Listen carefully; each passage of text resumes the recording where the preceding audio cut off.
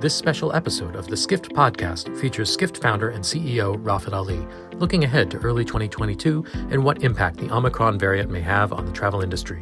Visit skift.com to read our continuing coverage. And now, a note from Rafat. Hi there, everyone. This is Rafat from Skift. I figured I'll give some context to what's happening now in the world of travel. Well, the larger world with Omicron and its effect on travel, particularly this winter season coming up, the holiday season coming up. I mean, it's here already. And into Q1 next year, that's obviously the visibility that I think most of us have some sense of. After that, a little less so. So I guess the headline is, what happens now? That is the question that the travel industry has to grapple with, even as it was coming out, particularly over summer and even fall this year, of the devastating impact it has had over the last 2 years now, almost 2 years now, since the pandemic started. And a lot of optimism in the industry. We had our Skift Global Forum in mid-September.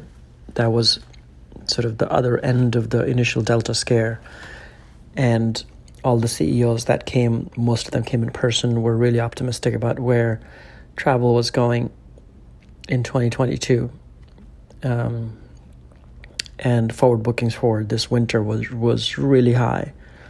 Was going to be probably the most expensive and the busiest winter travel season on record, both domestically in US and internationally, globally as well, as the virus was looked like it was in control.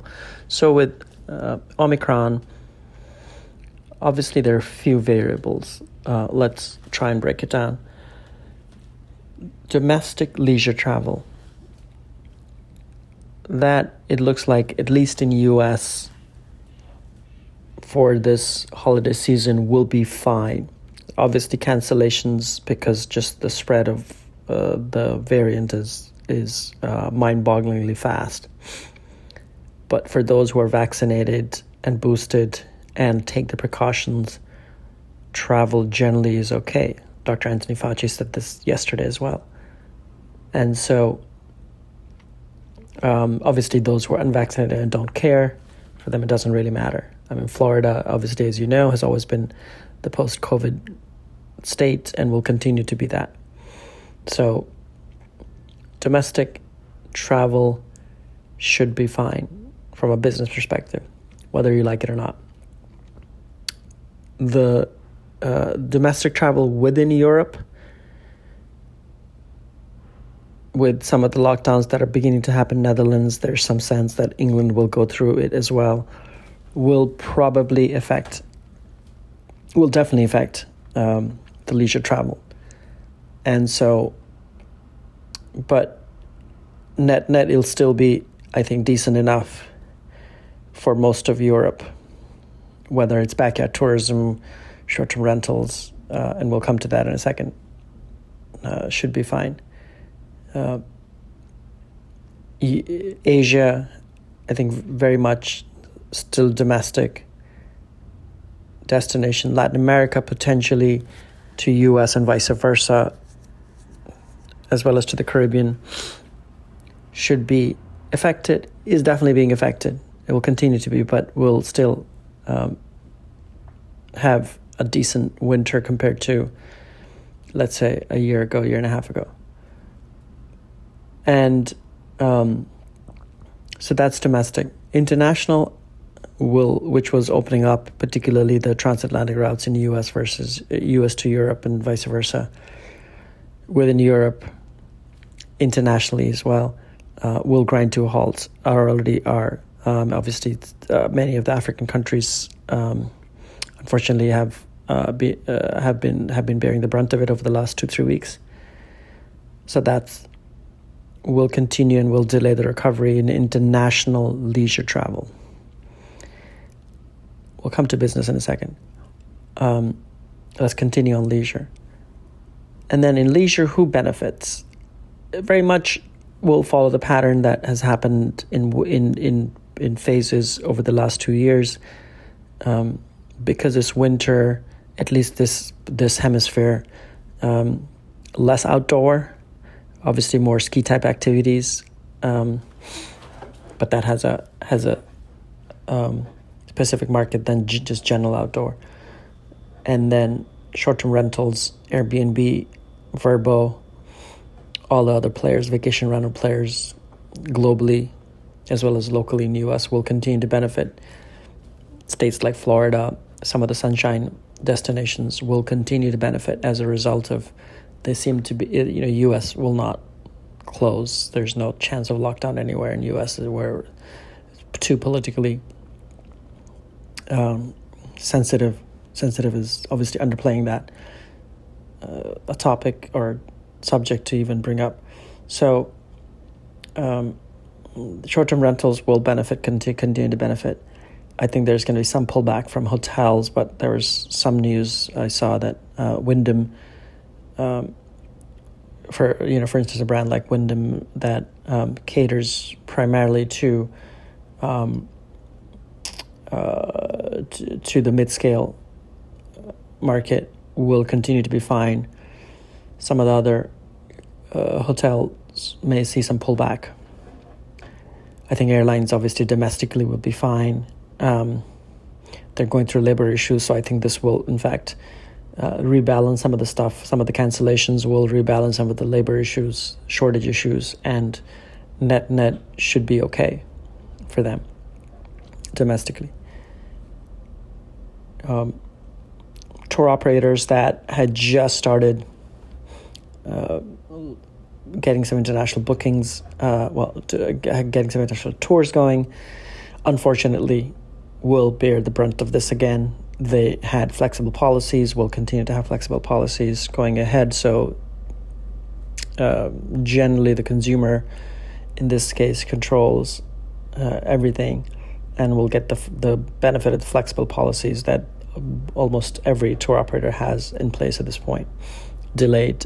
So money hopefully won't go out from the tour operators, but just the tours will be delayed again into 2022. Let's come to business travel and events industry, two very interrelated industries, and some of it affects us as well, which I'm going to talk about in a second as well.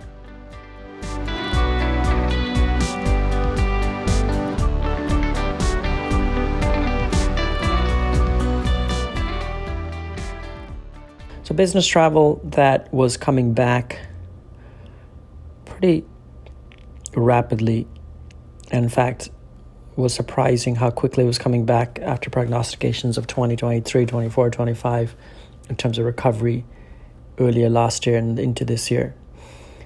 Particularly the domestic business travel from small and medium businesses was coming back fast. Events industry was coming back fast. In fact, there was a period, October to November, September, mid-September to October to November, where everybody in my LinkedIn feed seemed like they were at an industry conference. So that will definitely be affected. I think I know many of the conferences in this last few weeks have been cancelled well into Q1.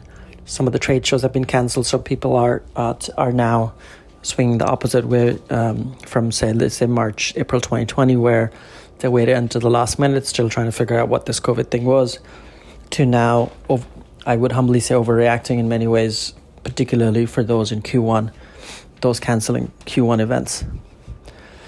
So business travel, international, will continue to remain shut. That was very slow in opening up. Will continue to remain shut. The companies that, particularly tech and finance companies that were doing return to office plans are now, you can put 100, who knows emojis after this remark. Who knows when that's going to be. At this point, it seems like fall 2022 is my sense, because Q1 is shot, and then summer will be hard to get people back into offices. And so at this point, that's what it seems like. What that means is business travel recovery will be delayed again well into 2022. International business travel particularly. Domestic depends on what happens with the boosters, and the news today that Moderna booster has this is early results, has really good effect against the virus. The Omicron virus is great news, and is great news for everybody in their daily lives, but also great news for the travel industry. Obviously, Moderna's availability is limited to certain rich countries. So travel industry that's heavily concentrated in some of these rich countries, including US and UK and other parts of Europe, will benefit. And so that's the case. In terms of event industry, at this point, it's very hard to plan. I mean, we at Skift have our full 2022 slate of events decided. We did that a few months ago. I've been playing with it in terms of which ones are in person, which ones are in-person hybrid, which ones are virtual only.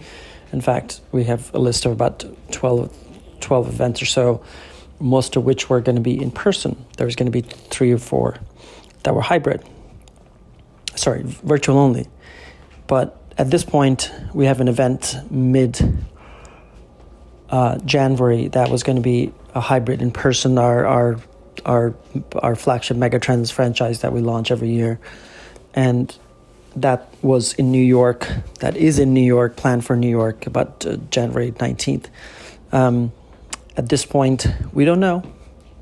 I think if it doesn't happen in person, it was an invite-only event, 3-hour, 4-hour event, where we would present the Megatrends.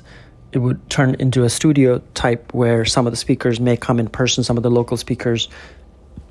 We would, and then virtual, and we would do a hybrid virtual only event, but it's a mix of people not sitting in the bedrooms, not all speakers sitting in the bedrooms, but a mix of some speakers in person, some speakers virtual. Obviously, everybody watching in, listening in, the audience, attendees would be virtual, all of us. So that's what it seems like what's going to happen. Or at least that's what we're moving towards. We don't know. Anyway, the sentiment over the next 2 weeks is very important. The political will to make sure. One of the positive things that has happened in sort of a post-vaccinated world, which again is not the case, but for argument's sake, let's continue with that.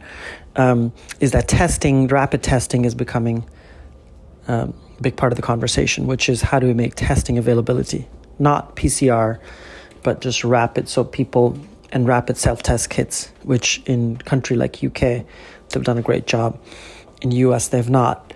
So a bunch depends on getting these rapid 15-minute antigen viral, it's called different things in different places, will have some validity in making travel restart again. And so I think travel industry has a big role to play in making sure that these test kits are available, whether before flights, hotels, other types of destination and tourism things, activities. And so I think testing is becoming a big part. Testing turnarounds and PCR are very likely going to continue to increase, unfortunately, because it's just the load of people. And so this is why rapid testing becomes important for people to get together or people to feel safe to do anything. I think one of the biggest variables that is there, and I'll end with this, is what happens with schools. And if schools get closed, most of the schools are obviously finishing next week, at least in the Western Hemisphere, and also pretty much everywhere else in the world for holidays. So in many cases, many of the schools are taking an early winter break, as in news about different counties in the U.S. breaking early So next week being off as well instead of the week after, starting the week after. It looks like that's where it's heading towards. And the key question is, would the schools be able to come back in person after the winter break? And that's a big thing. One of the things that with the unintended benefits of if the schools do go virtual, you will see again a boom of remote work, people living on Airbnb. I think that's obviously benefited companies like them.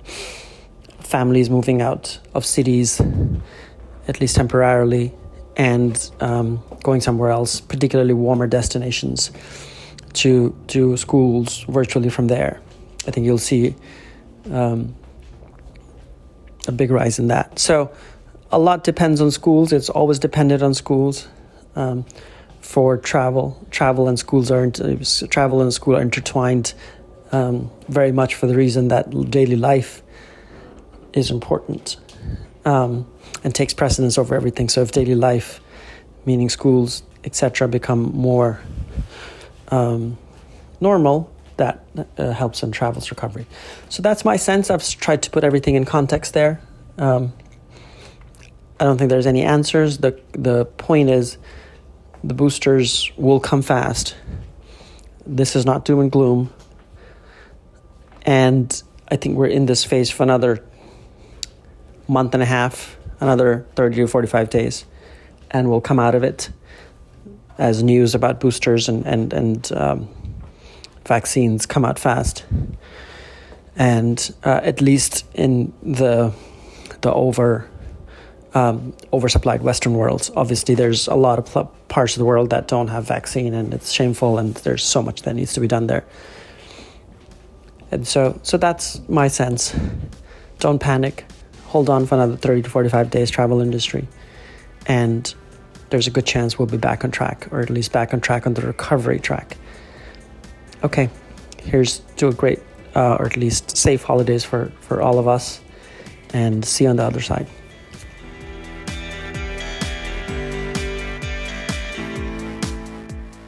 That was Skift founder and CEO Rafat Ali. To learn more about Skift's upcoming events and 2022 calendar, please visit live.skift.com. We hope to see all of you in person soon, and from everyone at Skift, have a great new year.